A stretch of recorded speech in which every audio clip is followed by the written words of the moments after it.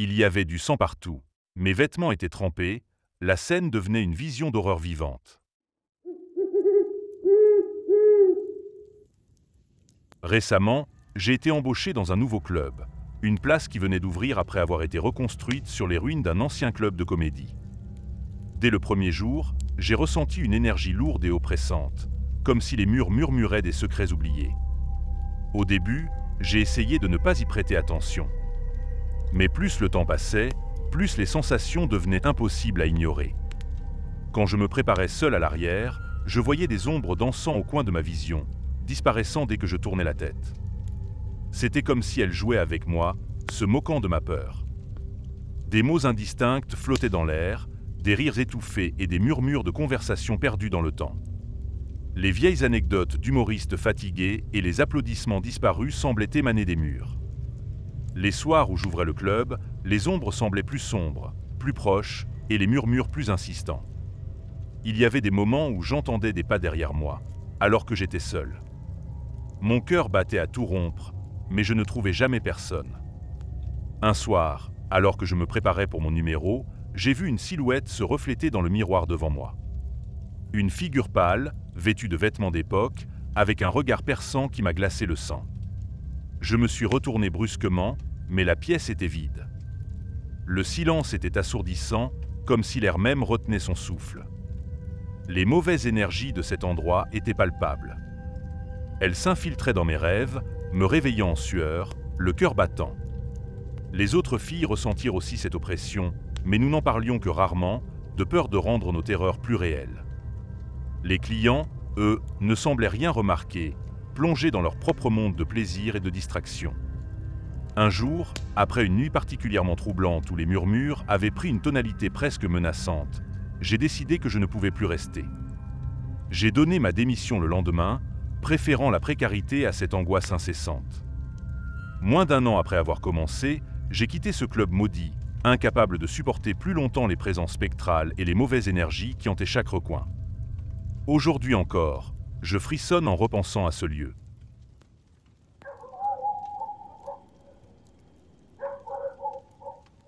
À 20 ans, j'avais des rêves plein la tête, rêvant de conquérir le monde avec ma passion pour la danse. La vie, cependant, avait d'autres plans pour moi. Après une série de mauvaises décisions et des dettes qui s'accumulaient, j'ai fini par prendre un travail dans un club de striptease. Ce n'était pas ce que j'avais imaginé pour moi-même, mais je me disais que ce ne serait que temporaire, juste le temps de remettre de l'ordre dans ma vie. Les premiers mois ont été difficiles. M'habituer à l'attention constante, aux regards perçants et aux mains parfois trop audacieuses. Mais je m'adaptais, trouvant une certaine liberté dans le contrôle que j'avais sur mon corps et la manière dont je l'exhibais. Puis, il y a eu Alex. Alex était un client régulier, toujours assis à la même table, un whisky à la main, observant chaque mouvement que je faisais sur scène. Il était grand, mince, avec des cheveux noirs toujours bien coiffés et un regard perçant qui me mettait mal à l'aise. Au début, il se contentait de regarder, mais rapidement, il a commencé à demander des danses privées. Ses pourboires étaient généreux, et bien que je sois mal à l'aise en sa présence, l'argent était un besoin impérieux. Alex était étrange. Il ne parlait pas beaucoup, mais ses yeux disaient tout. Ils étaient remplis d'une intensité qui me faisait frissonner. Il m'observait avec une obsession palpable, comme si j'étais la seule chose au monde qui comptait. Les choses ont pris une tournure sombre lorsqu'il a commencé à exprimer sa possessivité. Il voulait être le seul à me toucher, le seul à bénéficier de mes danses privées. Il s'enrageait si un autre homme osait m'approcher. Il m'envoyait des messages étranges, des déclarations d'amour mêlées à des menaces voilées. Une nuit, alors que je dansais pour un groupe de clients réguliers, j'ai aperçu Alex au fond de la salle. Il avait un regard que je n'avais jamais vu auparavant, une lueur de folie pure. Avant que je ne puisse réagir, il s'est jeté sur nous, un long couteau brillant dans sa main. Le temps sembla se ralentir alors qu'il se tailladait le visage et les bras, le sang jaillissant partout. « Si je ne peux pas t'avoir, alors je resterai gravé dans ta mémoire », hurlait-il, ses cris se mêlant aux hurlements des autres clients et aux ordres paniqués des gardes. Il y avait du sang partout. Mes vêtements étaient trempés, la scène devenait une vision d'horreur vivante. Les gardes ont fini par maîtriser Alex et l'ont emmené à l'hôpital. Mais l'image de son visage ensanglanté, ses yeux fous et sa voix stridente résonnaient encore dans ma tête longtemps après. Depuis ce jour, je n'ai plus jamais vu Alex. Il a disparu de ma vie, mais son ombre reste. Parfois, en sortant du club, je sens une présence derrière moi. Je me retourne, mais il n'y a personne. Est-ce juste mon imagination? Une paranoïa née de cette nuit terrible? Je n'en suis pas certaine. Mais la peur est réelle. Chaque ombre, chaque bruit me fait sursauter. Ma vie a changé cette nuit-là. Je ne suis plus la même.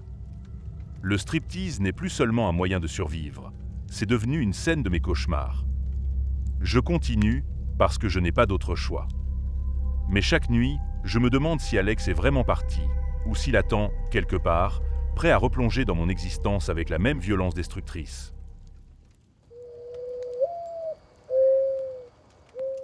Je suis stripteaseuse depuis une dizaine d'années. Ce métier m'a toujours plu. Certes, il y a parfois des clients lourds, mais ça fait partie du job. En plus des performances au club, je fais souvent des fêtes privées, comme des enterrements de vie de garçons ou des événements similaires, car ils sont mieux payés. Un jour, j'ai reçu un appel pour une fête privée. Ils voulaient organiser quelque chose de spécial et m'offraient une somme d'argent substantielle. J'étais ravi, car je venais de trouver une voiture qui me plaisait, et cet argent tombait à pic. Au téléphone, les personnes parlaient d'une manière étrange, comme si elles récitaient un texte appris par cœur. Leur ton était monotone et détaché, mais je n'y ai pas prêté attention. J'ai pensé que c'était peut-être juste une bande de geeks socialement maladroits. Le jour venu, je me suis préparé comme d'habitude, avec mon maquillage parfait et mon costume soigneusement choisi. L'adresse était une ferme isolée à l'extérieur de la ville. En arrivant, j'ai remarqué que tous les hommes étaient habillés en noir, portant des vêtements étranges qui ressemblaient à des robes ou des tuniques. C'était bizarre, mais encore une fois, je me suis dit que c'était peut-être juste leur thème de fête. Je suis entré dans la maison, mon cœur battant un peu plus vite à cause de l'excitation et de l'anticipation. Mais à peine avais-je franchi le seuil qu'ils m'ont sauté dessus. En un instant, mes mains étaient ligotées derrière mon dos et ils m'entraînaient vers le sous-sol. La panique m'a submergé. Je criais, me débattais, mais ils étaient trop nombreux et trop forts. Ils m'ont emmené dans une sorte de donjon.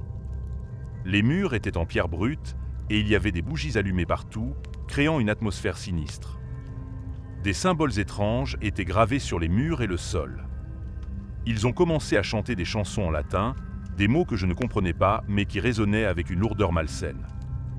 Je hurlais à l'aide, espérant que quelqu'un, quelque part, m'entendrait. Mes cris étaient étouffés par les chants monotones et effrayants. Mon esprit était en proie à la terreur pure, chaque fibre de mon être criant de désespoir. Tout à coup, l'un des hommes a commencé à paniquer. Je l'ai vu trembler, ses yeux s'écarquillant d'horreur en réalisant ce qu'il s'apprêtait à faire.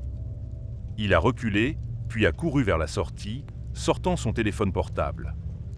Il a appelé la police, balbutiant des mots incohérents avant de disparaître dans la nuit. Les autres membres de la secte ont été déconcertés par cette trahison soudaine. Leur chant s'est arrêté, et dans la confusion, j'ai senti mes liens se desserrer légèrement.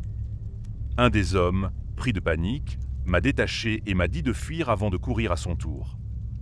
Je me suis précipité vers la sortie, mes jambes tremblant de peur et d'adrénaline.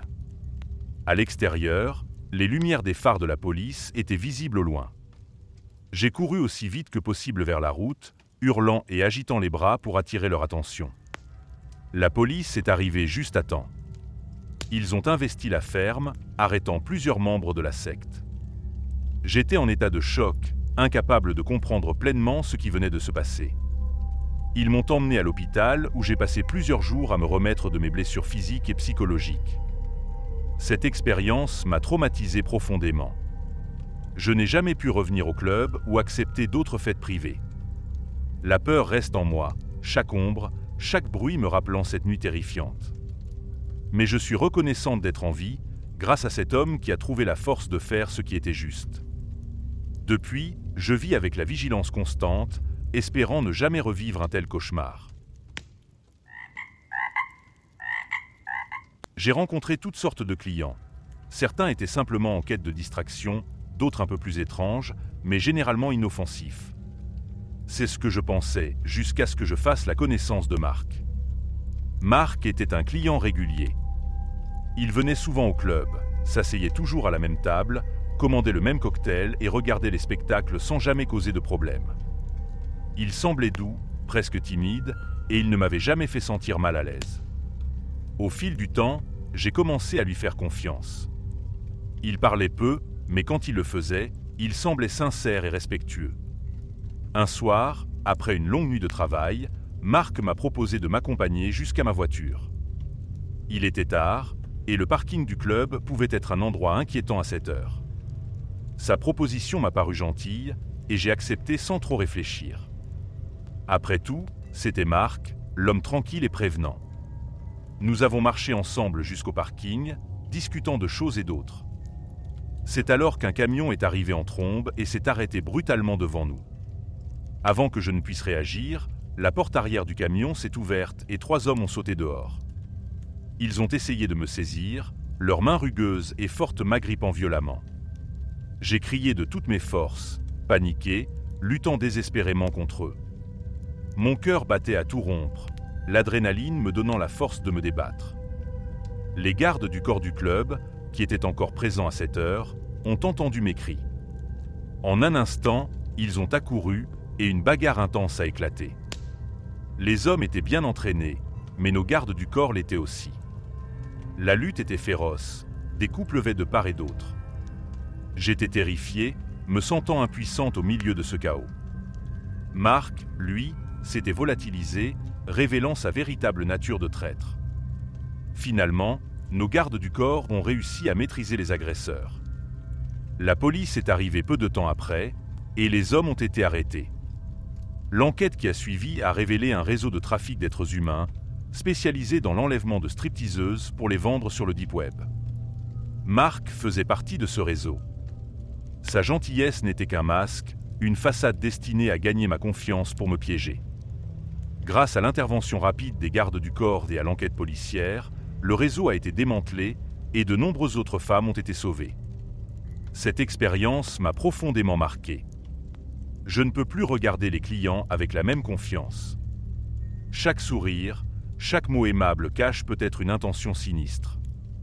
J'ai appris à être plus vigilante, à ne jamais baisser ma garde, même avec ceux qui semblent les plus inoffensifs. Mais surtout, j'ai appris que parfois, les véritables héros sont ceux qui veillent dans l'ombre, prêts à intervenir quand le danger frappe.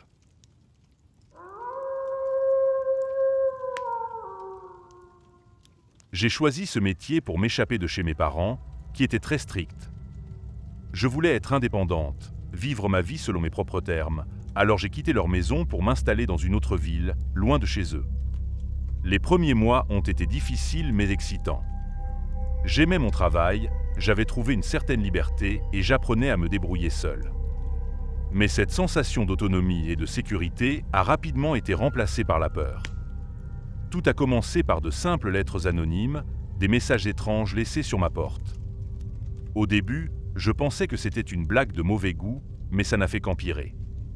Les lettres sont devenues de plus en plus menaçantes, détaillant mes mouvements quotidiens avec une précision inquiétante.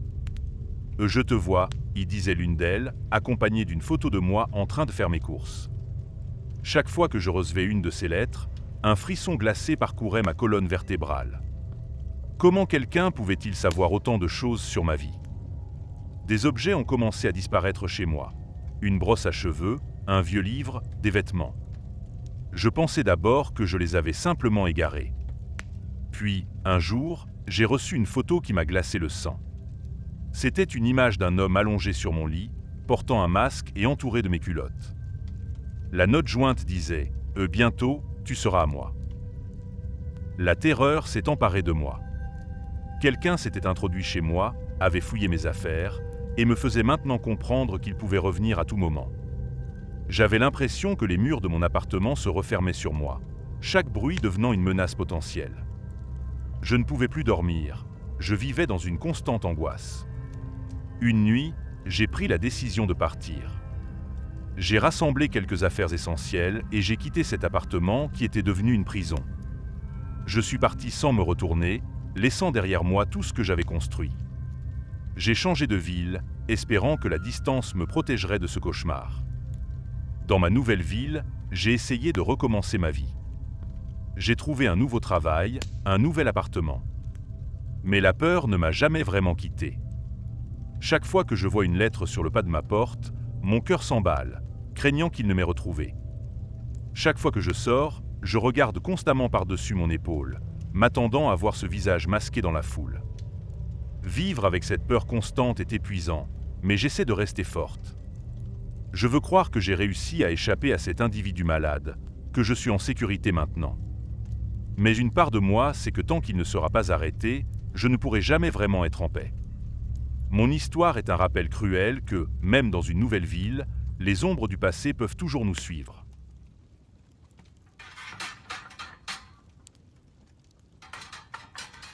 Pendant des années, j'ai jonglé entre mes études universitaires et mon job de stripteaseuse pour financer ma formation en psychologie. Consciente du jugement que cela pourrait entraîner, je m'étais arrangé pour travailler dans un club situé à plusieurs heures de route de mon université, dans une petite ville où personne ne pouvait me reconnaître. Tout semblait sous contrôle jusqu'à ce que Kevin, un de mes camarades de classe que j'avais toujours trouvé un peu étrange, ait découvert mon secret. Un soir, alors que je dansais, nos regards se sont croisés dans le miroir du club. La panique m'a envahi. Plus tard, je l'ai vu avec son téléphone, filmant ma performance. J'ai compris que ma vie était sur le point de basculer. Les jours suivants ont été un enfer. Kevin me harcelait constamment, m'envoyant des messages avec des captures d'écran des vidéos qu'il avait prises, accompagnées de demandes toujours plus inappropriées et humiliantes. Il menaçait de tout publier si je ne me pliais pas à ses désirs. Mon état mental s'est rapidement détérioré. J'étais en proie à une anxiété constante, me sentant piégée et impuissante. Je craignais de perdre non seulement ma réputation, mais aussi mes perspectives de carrière future. Chaque notification de mon téléphone me faisait sursauter. Chaque pas derrière moi me faisait craindre que ce soit lui. Après plusieurs semaines de cette torture psychologique, j'ai décidé que je ne pouvais plus vivre dans la peur.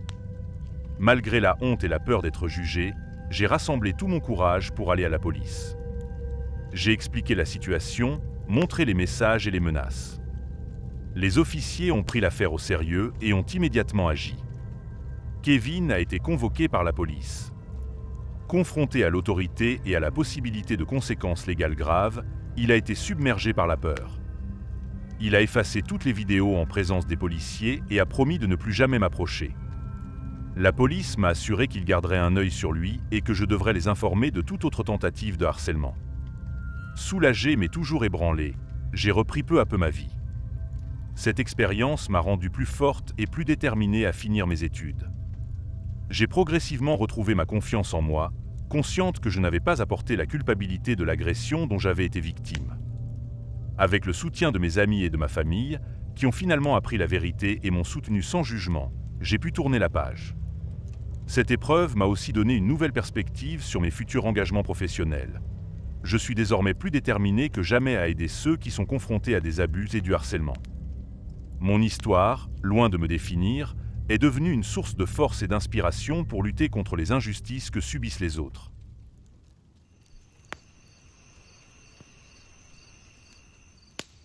Quand j'ai commencé à travailler au Velvet Room, un club assez réputé en ville, j'étais loin d'imaginer les sombres secrets qui se cachaient derrière ces murs étincelants. Les premiers mois, j'étais tout simplement fasciné par l'énergie et la lumière des projecteurs. Mais peu à peu, j'ai découvert l'histoire d'Alexa, une ancienne employée dont le souvenir pesait lourdement sur chaque coin du club.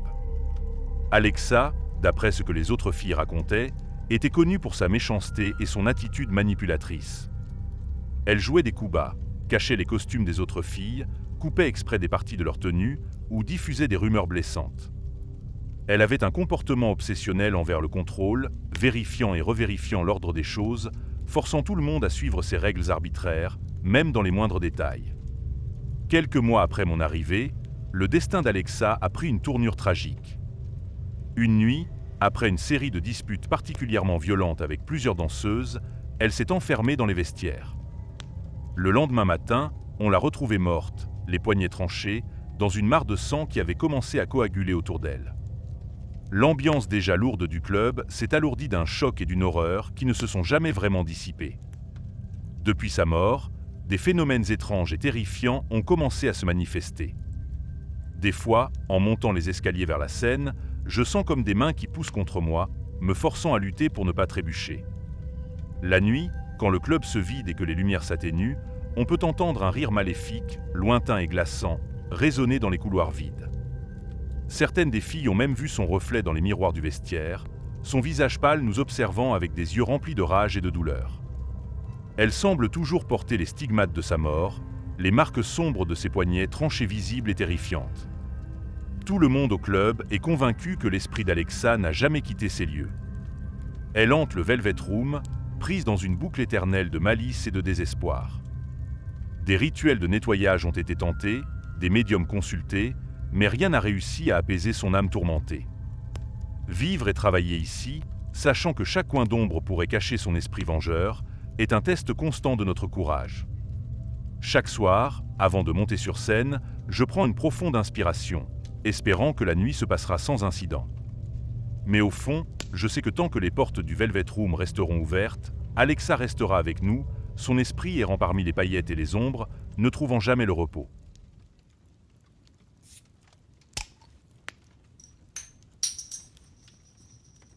Je m'appelle Lana, et mon histoire commence dans un petit pays ravagé par un régime communiste oppressif.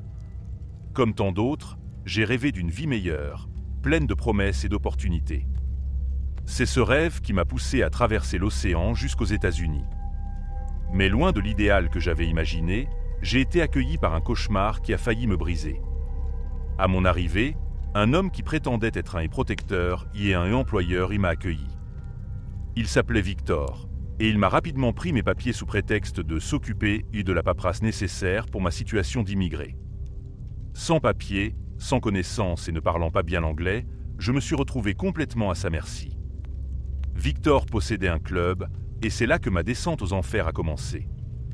Il m'a enfermé dans une petite chambre au sous-sol du bâtiment, une pièce humide et sombre sans fenêtre, où l'air sentait le renfermé et la moisissure. Je n'avais pas le droit de quitter le club, Victor disant que c'était pour ma protection. Le travail qu'il m'imposait était humiliant et dégradant. Chaque nuit, je devais danser pour des clients qui incarnaient le pire de l'humanité. Ivres, grossiers et souvent violents, ils me touchaient sans consentement, leurs mains glissant sur ma peau avec une familiarité qui me donnait envie de vomir. Victor me forçait à sourire, à être agréable, même quand il me crachait dessus ou me murmurait des obscénités à l'oreille. Avec le temps, la résilience s'est transformée en désespoir, et j'ai commencé à perdre tout espoir de m'en sortir. Mais un soir, quelque chose en moi a changé. Alors que je nettoyais les marques de main sur ma peau, je me suis vu dans le miroir du sous-sol, pas seulement mon reflet, mais qui j'étais vraiment, qui j'avais toujours été. Une femme forte, pas une victime. C'est à ce moment-là que j'ai su que je devais agir. Avec un courage que je ne savais pas posséder, j'ai attendu une nuit où une fête particulièrement bruyante occupait tout le personnel et Victor. Discrètement, je me suis faufilé hors de ma chambre, montant les escaliers qui grincèrent sous mes pas prudents. Mon cœur battait si fort que j'avais peur qu'il réveille les morts. J'ai atteint la porte de sortie sans être vu, et je me suis enfui dans la nuit froide. Les premiers jours de liberté ont été terrifiants. Sans argent ni papier, j'ai dû me cacher et compter sur la gentillesse des étrangers. Avec le temps, j'ai trouvé de l'aide auprès de groupes de soutien pour les immigrés et les victimes de trafic humain. J'ai travaillé dur, appris l'anglais, et lentement, j'ai reconstruit ma vie. J'ai finalement obtenu ma nationalité et, des années plus tard, j'ai fondé une famille aimante, loin de l'horreur que j'avais vécue. Aujourd'hui, je regarde en arrière non pas avec amertume, mais avec gratitude pour la force que j'ai trouvée en moi. J'ai survécu à l'enfer et je suis sortie plus forte. Mon histoire, je l'espère, sera un rappel de la résilience humaine et un cri d'espoir pour ceux qui se sentent impuissants.